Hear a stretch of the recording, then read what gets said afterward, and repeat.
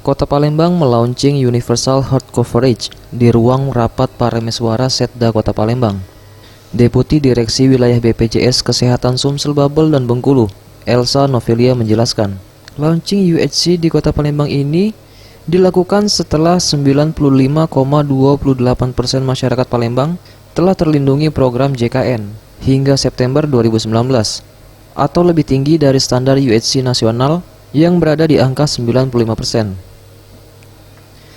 Palembang sendiri merupakan kota kelima di Sumatera Selatan yang mencapai predikat UHC, di mana sebelumnya Kabupaten Lahat, Pali, Muara Enim, dan Musi Banyuasin sudah lebih dulu menyandang predikat UHC.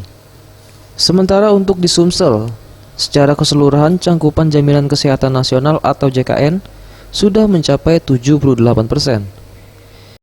Itu universal health coverage dengan nilai 95,28% penduduk itu sudah terlindungi program JKN.